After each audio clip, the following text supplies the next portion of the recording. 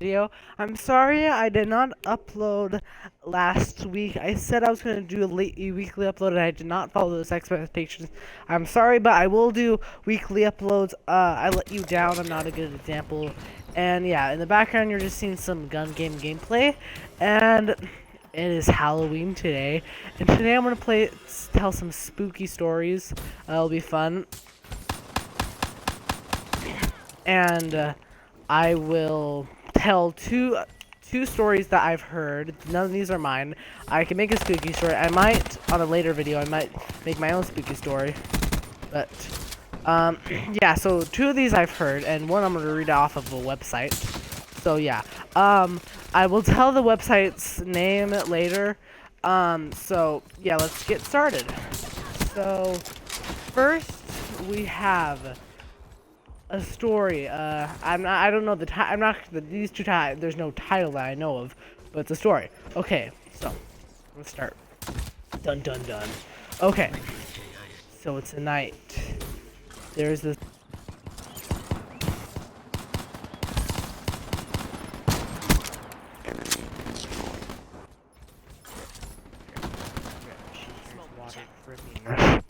And she's scared. So she puts her hand down, and the dog licks her hand. And she likes the dog lick your hand for comfort. Okay, like the dog, she's just being the dog. So then she puts her hand down again. Her hand is licked again. Okay, she's falling asleep again. She wakes up. She goes to investigate. And she wakes up, goes to investigate. She goes to the bathroom. Ah! She sees her dog on a chain, dead, with blood dripping. That must have been the dripping sound. And then she's basically that's like the drip, her blood dripping. And she looks away again. Her parents, both of her dad and mom, are dead. After she looks away and looks again, both of her parents are dead and their blood is dripping. What? And then she finds a note. Humans can lick too. She comes to realization that licking wasn't from the dog, it was from some weirdo in her house. She runs out of the bathroom. There's a guy upstairs waiting for her. That's all we've ever heard from that family. Okay, that was a short and sweet story. Yeah, that's probably the better story. I actually never read the story. I actually based off the story from the website off the title, so this will be interesting. So, hey, the next story. So, there's this girl named Susie, okay? Her grandma had a doll, and it was always her doll, okay? So, the doll was kind of creepy. It, like, had, it was black eyes, kind of creepy smile. She did not like the doll. And she didn't want to be the doll, so she put it downstairs, like behind the stairs, kind of like, you know, and like under the stairs, you know. So like yeah. So she went to bed. She went to bed and she has her door open, and since she's a little scared of the dark, and she had a light. She went to bed. She got woke up. Both of these stories like follow the same of a girl going to bed, but who cares?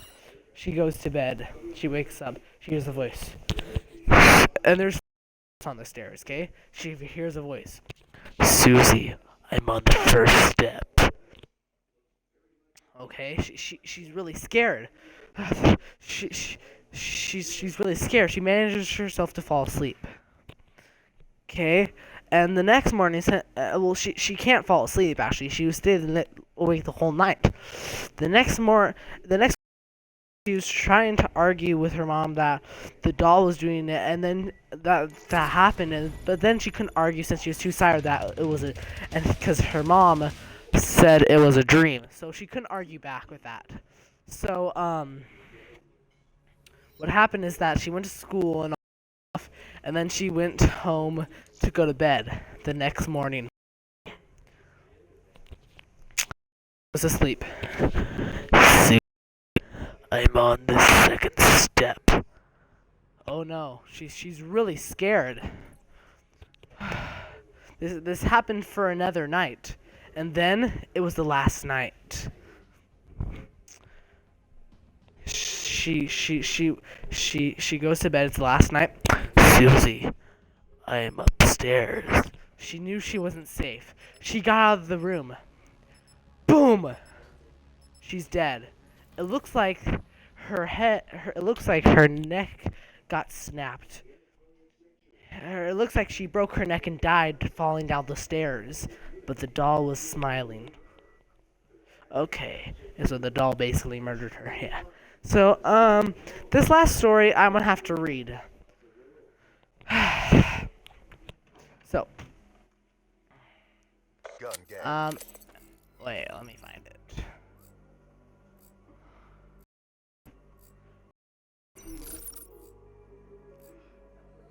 Wait, what? Where can I find it? Sorry. Sorry. Okay, the little.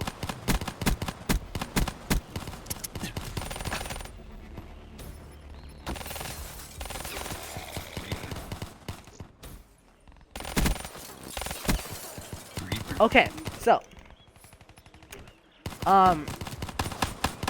Actually, you're gonna see me just die to read, so it'll be fun. Just this guy farming off my kills. Aw, dang. Okay, I need to get 1 kill. What the frick, bro? I'm not even trying. Oh, what the frick? I got that kill. Frick, what the frick is wrong with me? Okay, so I'm just gonna stand here, try not to die, because I'm gonna read. Okay, so when I was a kid, I would. Okay, so this is not for me, but there's this story here. So this website is called jezbel.com, and then it's /10 of the spookiest scary stories. I think like if you go click on a website to see like a scary, the first website, but I'm reading off of this. Okay. Oh yeah, that's cool. So when I was a kid, and this is my perspective. So yeah, for the website.